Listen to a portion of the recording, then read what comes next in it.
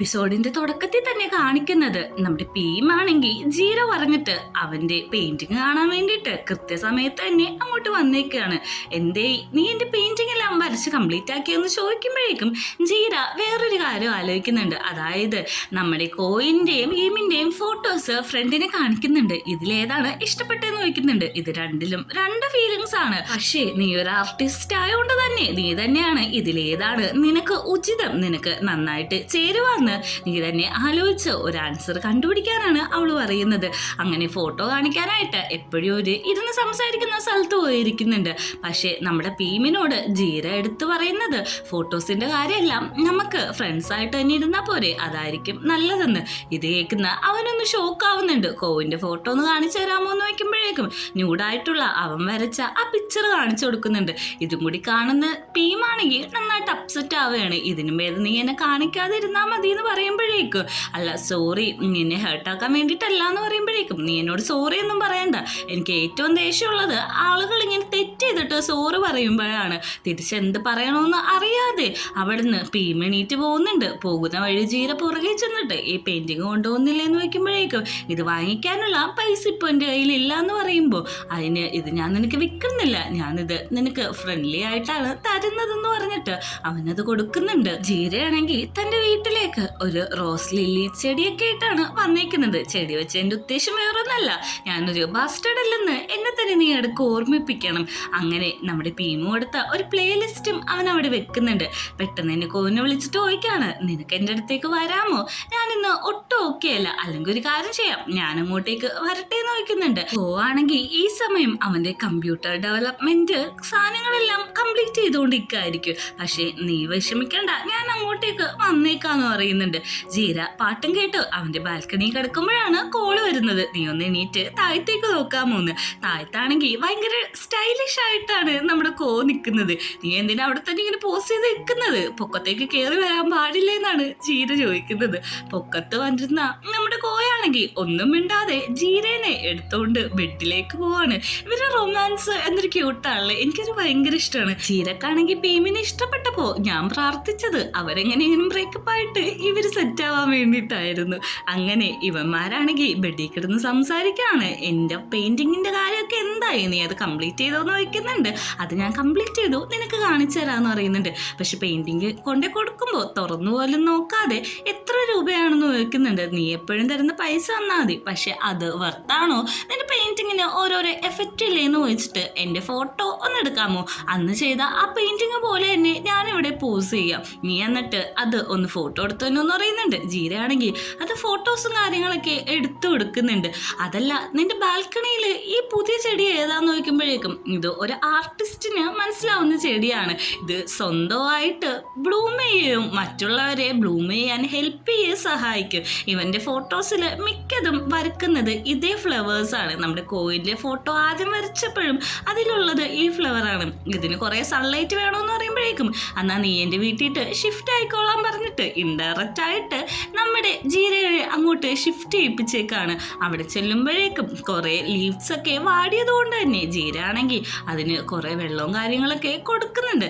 അങ്ങനെ തിരിച്ച് അകത്തേക്ക് വരുമ്പോൾ അതിൻ്റെ ഉള്ളിലും ഒരു ചെറിയ ബ്ലൂമിങ് ഫ്ലവേഴ്സ് വെക്കുന്നുണ്ട്. നീ എന്തേ ചെയ്തോണ്ടിരിക്കുന്നതെന്ന് നോക്കുമ്പോഴേക്കും, ഞാനിവിടെ വർക്ക് ചെയ്തോണ്ടിരുന്നപ്പോഴാണ് നീ എന്നെ വിളിച്ചത്, അതുകൊണ്ട് തന്നെ അത് കംപ്ലീറ്റ് ആക്കാൻ പറ്റിയിട്ടുണ്ടായില്ല. ഇപ്പൊ എനിക്ക് കംപ്ലീറ്റ് ആക്കാമല്ലോ, നീ ഇവിടെ ഉണ്ടല്ലോ എന്ന് പറയുന്നുണ്ട്. ഈ പാർട്സ് ഒക്കെ നിനക്ക് വേണോ, യൂസ്ഫുൾ ആണോ എന്ന് നമ്മുടെ ജീര വെച്ചിട്ട് യൂസ്ഫുൾ അല്ലാത്ത കുറച്ച് പാർട്സും കാര്യങ്ങളൊക്കെ എടുക്കുന്നുണ്ട്. നീ ഇത് എന്ത് ചെയ്യാൻ പോവാന്ന് നോക്കുമ്പോഴേക്കും, ഞാനിതിനെ ഒരു ആർട്ടാക്കി മാറ്റാൻ പോവാന്ന് പറഞ്ഞിട്ട് അവൻ കൊണ്ടുവന്ന ബ്ലൂമി ഫ്ലവേഴ്സ് കുറച്ച് ആ പെറ്റൽസിന്റെ ഒക്കെ എല്ലാ വശവും എടുത്തിട്ട് ആ ഒരു മെറ്റീരിയലിന്റെ പൊക്കത്ത് വെക്കുന്നുണ്ട്. ഇതെന്താ നീ ചെയ്യുന്നതെന്ന് നോക്കുമ്പോൾ, ഇതൊക്കെ ഒരു ആർട്ടാണ്, ഇനി ഫൈനൽ റിസൾട്ട് നീ നോക്ക്, കാണാൻ നല്ല ഭംഗിയില്ലേ നോക്കുമ്പോഴേക്കും, കാണാൻ നല്ല ഭംഗിയുണ്ട്, പക്ഷേ ഒരു ആർട്ടിസ്റ്റിന് ചെയ്യാൻ പറ്റുന്നതിനെക്കാട്ടും കൂടുതൽ AI ചെയ്യുമെന്ന് പറയുന്നുണ്ട്. AIക്ക് ഇങ്ങനെ ഒന്നും ചെയ്യാൻ പറ്റില്ല എന്ന് പറഞ്ഞ് ചെറിയ ഡിബേറ്റ് ആവുന്നുണ്ട്. എനിക്ക് നിന്നോട് ഡിബേറ്റ് ചെയ്യാനായിട്ട് പറ്റില്ല, ഞാൻ പോയി കുളിക്കാൻ പോവാന്ന് പറഞ്ഞിട്ട് പോകുന്നുണ്ട്. പുറകെ നമ്മുടെ ജീരയും പോകുന്നുണ്ട്. അവരവിടെ ചെന്ന് ഇരുന്നിട്ടാണെങ്കിലും അവരുടെ ഒരു eye to eye കോണ്ടാക്ട് ഉണ്ട്, അത് കാണണം. കാണണം, അത് കാണാൻ വേണ്ടി മാത്രമാണ് ഞാൻ ഈ സീരീസ് കാണുന്നത്. അവരവിടെ വെച്ച് കിസ് ചെയ്യാണ്. അടുത്ത സീനിൽ കാണിക്കുന്നത് നമ്മുടെ ബട്ട്ലറാണെങ്കിൽ കുറച്ച് എഞ്ചിനീയേഴ്സിനെ കോയിന്റെ വീട്ടിലേക്ക് കൊണ്ടുവരാണ്. ഇന്ന് അവിടെ ഒരു മെഷീൻ ഡെവലപ്മെന്റിന്റെ വർക്കും കാര്യങ്ങളൊക്കെ ഉണ്ട്. രാവിലെ ആകുമ്പോഴേക്കും കോയിന്റെ ഫോൺ റിങ് ചെയ്യുമ്പോഴേക്കും ഇന്നെന്താ വല്ല അപ്പോയിന്റ്മെന്റ് ഉണ്ടോ എന്ന് ചോദിക്കുന്നുണ്ട്. ഇന്നൊരു ചെറിയ അപ്പോയിന്റ്മെന്റ് ഉണ്ട്, എന്നാ നീ എണീറ്റ് പോകാൻ നോക്കുന്ന പറയുമ്പോൾ അത് പോകേണ്ട ആവശ്യമൊന്നുമില്ല, അവരിവിടെ വന്നിട്ട് എൻ്റെ ആ പാർട്സ് ഒക്കെ വെച്ചിട്ട് വർക്ക് ചെയ്തോളൂ എന്ന് പറയുന്നുണ്ട്. ഈ സമയം നമ്മുടെ കോയ്ക്കാണെങ്കിൽ ഒന്ന് റൊമാൻറ്റിക് കൂടിയിട്ട് ജീരയുടെ അടുത്തേക്ക് ചെല്ലാണ്. ജീര മിണ്ടാതിരിക്കാനൊക്കെ പറയുന്നുണ്ടെങ്കിൽ ഇവരൊച്ച പുറത്തേക്ക് നന്നായിട്ട് കേൾക്കുന്നുണ്ട്. അവര് കേൾക്കുന്നത് സെറ്റ് ചെയ്യുന്നതിന്റെ ഒച്ചയാണ്. അകത്ത് കിടന്ന് ഒച്ച എടുക്കുമ്പോഴേക്കും നമ്മുടെ ജീരയാണെങ്കിൽ അവൻ്റെ വായൊക്കെ പൊത്തിപ്പിടിക്കുന്നുണ്ട്. ഒന്നും മിണ്ടാതിരിക്കെ നമ്മ മാത്രമല്ല ബാക്കി എല്ലാവരും കേൾക്കുന്നൊക്കെ.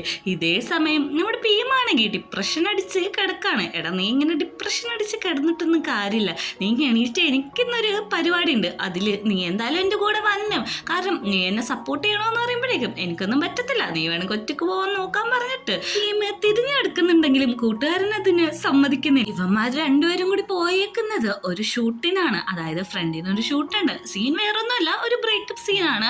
അവന്റെ പാർട്ട്ണർ ഒന്നും കൂടി ഒന്ന് പാച്ചപ്പ് ചെയ്യാൻ വന്നേക്കാണ്. അതിന് ഡിസ്പാച്ച് ചെയ്യണം, അത്രേ ഉള്ളൂ സീൻ. ഇത് അഭിനയിക്കാൻ പറഞ്ഞിട്ട് അവന് പറ്റുന്നില്ല. അതുകൊണ്ട് തന്നെ നമ്മുടെ പീമിനെ വിളിച്ച് നിർത്തുന്നുണ്ട്.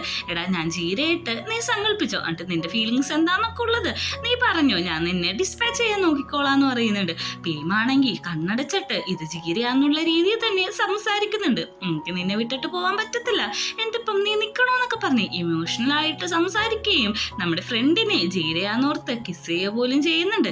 ഈ സീൻ ഭയങ്കര അടിപൊളിയായിരുന്നു. അതുകൊണ്ട് തന്നെ അവര് എല്ലാവരും അവർക്ക് വേണ്ടി ക്ലാപ്പ് ചെയ്യാണ്. കാരണം ഇങ്ങനെ നമ്മുടെ ഫ്രണ്ടും ജീരയെ ആലോചിച്ച് പീമും ആക്ട് ചെയ്യുമെന്ന് അവരൊട്ടും വിചാരിച്ചിട്ടില്ല. ഫ്രണ്ടാണെങ്കിൽ നീ എനിക്ക് വളരെ നല്ല ഉപകാരം ചെയ്തെന്നുള്ള രീതിയിൽ നിൽക്കുന്നുണ്ട്. അങ്ങനെ നമ്മുടെ കോയിന്റെ വീട്ടിട്ട് ജീര വരുന്നുണ്ട്. ജീരേനെ അവിടെ ഇരുത്തിയിട്ട് ഞാൻ നിന്നോട് ഇന്നൊരു ഇമ്പോർട്ടന്റ് ആയിട്ടുള്ള കാര്യം പറയും. എന്താ കാര്യം എന്ന് ചോദിക്കുമ്പോഴേക്കും നീയല്ലേ പറഞ്ഞത് AI കൊണ്ട് ഒന്നും ചെയ്യാൻ പറ്റത്തില്ലെന്ന്.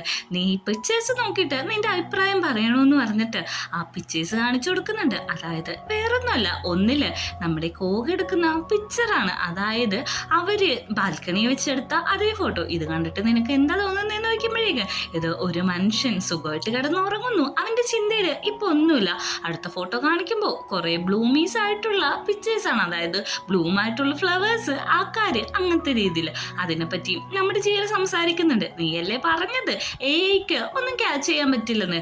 ഇപ്പൊ നീ കണ്ടോ, നീ വരച്ച പിക്ചർ എനിക്കൊന്ന് കാണിച്ചു തരാൻ പറഞ്ഞിട്ട് ആ പിക്ചർ അവൻ തുറന്നു നോക്കുന്നുണ്ട്. ഒരു ന്യൂഡായിട്ടുള്ള ആള് മാസ്റ്റർബേറ്റ് ചെയ്ത് കിടക്കുന്ന ഒരു പിക്ചറാണ്. അയാൾ വേറെ ആരുമല്ല, നമ്മുടെ കോ തന്നെയാണ്.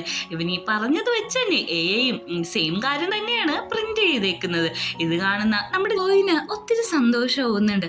അവൻ പറയുന്നുണ്ട്, ഇപ്പൊ മനസ്സിലായില്ലേ, ഞാൻ ഇത്ര നാള് കഷ്ടപ്പെട്ട വെറുതെ അല്ല, ഞാൻ എൻ്റെ മെറ്റൽസിന്റെ ഒപ്പം AI-യും കൂടി യൂസ് ചെയ്ത് വോയിസ് റെക്കോർഡും കൂടി കേട്ടിപ്പോ നമുക്ക് ഇഷ്ടപ്പെട്ട കാര്യങ്ങളെല്ലാം പ്രിന്റ് ചെയ്യാൻ പറ്റുന്നുണ്ട്. പക്ഷേ ഇത് എൻ്റെ ബിസിനസ്സിൽ ഭയങ്കര ലാഭമായിരിക്കും എന്ന് പറയുന്നുണ്ട്. പക്ഷെ ഇതൊന്നും നമ്മുടെ ജീരക്കോ ഒട്ടും ഇഷ്ടപ്പെടുന്നില്ല.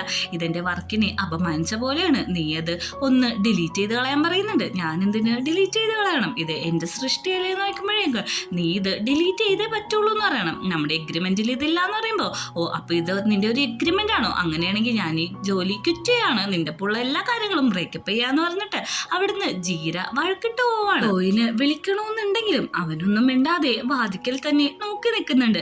ജീരയും കുറച്ചു നേരം നോക്കി നിൽക്കുന്നുണ്ട്. ഈ ഒരു സീനും കൂടി കാണിച്ചിട്ടാണ് എപ്പിസോഡ് അവസാനിക്കുന്നത്. ഈ എപ്പിസോഡിനെ പറ്റിയുള്ള കാര്യങ്ങൾ നിങ്ങൾ എന്തായാലും കമന്റ് ചെയ്യാനായിട്ട് മറക്കരുത്.